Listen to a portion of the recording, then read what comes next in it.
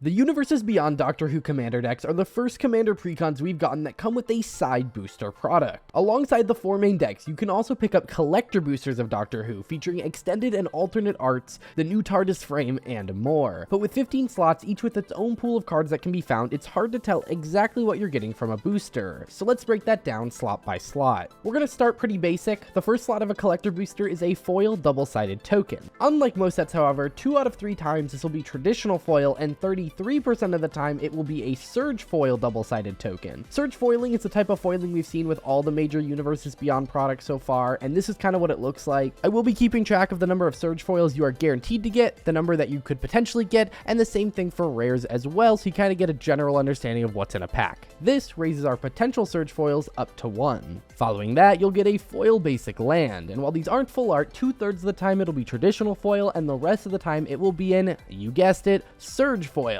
Again, these look really awesome, but I feel like they won't be too popular due to them not being full art like most other basic lands these days. This brings our potential surge foil count up to 2. Next up, you'll get a foil doctor card. This will be one of the rare or mythic doctors from the set, and appear in traditional foil 90% of the time and surge foil about 10% of the time. This means with every booster you're guaranteed at least 1 doctor, and it raises our guaranteed rares up by 1 and our potential surge foils up by 1 to a total of 3. It's also one of the most limited slots we've ever seen on a collector booster. This can be one of just a couple cards, with it being all the doctors of course, and it means that the packs will feel a little bit more repetitive than normal collector boosters, where normally we just have like generic rares. This is a specific type of rare or mythic from the set, and there's only going to be like 15 cards in the slot. Next up, you'll get a foil card from the Blast from the Past deck. This will again be traditional foil 90% of the time and surge foil 10% of the time, but the rarity on this can change. It can be any card from the deck, so a brand new design like one of the Doctors or new Commanders, or a reprint like Lightning Greaves Soul Ring or lands like Command Tower. This raises our potential rare count by 1 and our potential surge foils by 1 up to 4, but this one again can kind of vary widely what you're going to get, although a bulk of the decks are made up of rares. Speaking of the other decks, the next 3 slots are all very similar to that one, except with the Timey-Wimey deck, the Paradox Power deck, and finally the Masters of Evil deck. All the same rules apply, so it raises our potential rare count by 3 up to 4, and our potential surge foils by 3 up to 7. Next up, you'll get 1 non-foil extended art new to Magic card. This will be the extended art, so it's the art where it's the same as the normal card but stretched out to the edges, and it will be a card that is brand new to Magic. They only do extended arts of rares, so that means you are getting a guaranteed rare or mythic from the set that's new to Magic. One thing to note, and it's not just for this slot, it's for the pack overall, there are no mechanically unique cards in the collector boosters. Every card you can open in a collector booster is a card that you can find in the Commander decks. It just may be in a different style with a different foiling or something along those lines. This is our first non-foil card of the pack, but it will increase our guaranteed rares by 1. Next up is a very similar slot. It will be a new to Magic extended art card that will be a rare mythic, but this time it will always be in traditional foil. It will never be surge foil, it'll always be the normal foil we see in all the sets, and this increases our guaranteed rares by 1. The next slot is kind of similar. It's an extended art reprint, so again, rares or mythics only, but it is a reprinted card. So it'll be no cards in this slot that are new to Magic. They will be the rares and the mythics. That can be the lands, which are really awesome in this set, or it could just be some rares that were reprints as well. You know, things like Carpet of Flowers or Farewell, or, you know, just general rares that have already existed in Magic before. This raises our guaranteed rare count by 1. Following that up, you'll get a traditional foil extended art reprint,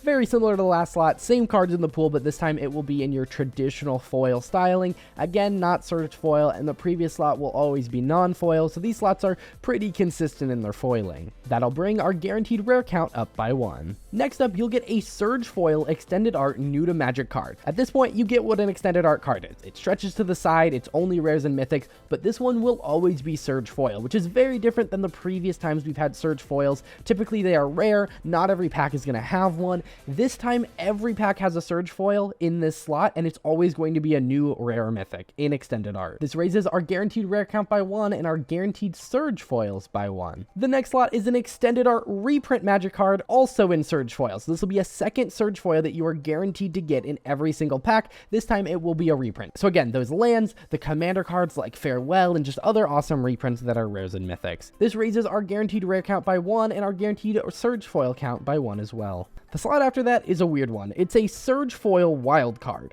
So this will be any card in the set that comes in Surge Foil, except for the Tardis Showcase variant or basic land. So you won't get another basic land, and you will not get anything in the Tardis frame, but extended arts, normal cards in Surge Foil, any card from the set you can get in this slot in Surge Foil, except those Tardis frames. That means this is a potential rare, so we'll be increasing our potential rares by 1, and it's a guaranteed Surge Foil, so we'll also raise that by 1. The next slot will be a non-foil Tardis Showcase variant. Tardis Showcase variants are these really awesome cards where the frame looks like the Tardis and the art is a little bit different and it does some frame breaking. It's really cool. Now this can be any of the cards that show up in that variant, which means it can be an uncommon, a rare, or a mythic, but there are only 7 non-rares, 3 of them being uncommon, 4 of them being mythic, so most of the time here you will be getting a rare. Now, every time it will be non-foil, but this does increase our potential rares by 1, but it does nothing for our surge foils or normal foils or anything like that. The next slot is one of the most complicated ones in the set, so let's break it down. This will always be a foil Tardis Showcase variant. So those same variants we were talking about before. It could be uncommon, it could be rare, it could be mythic, and they're each equally likely, so the actual rarity of the card does not matter. But 1 in 10 boosters will have a surge foiling, so 9 out of 10 times it's a traditional normal foiling, and 1 out of 10 times it's a surge foil, but there's an even rarer chance that you get a serialized doctor here. If you don't know what those are, they're essentially really rare magic cards where they have a number on them. So let's say it's the 12th Doctor number 27. There is only one 12th Doctor number 27, and there are 500 plus the Doctor's number of each one. So the first Doctor has 501 of them. The second Doctor has 502, all the way up to the 13th Doctor having 513. There are 6,591 serialized Doctors total, and so that means there aren't that many of them. Now, some numbers are worth more. Number 1 is typically worth a lot. I'd imagine the number that matches with the Doctor will be worth a lot. So, number 13 of the 13th Doctor is going to be worth quite a pretty penny.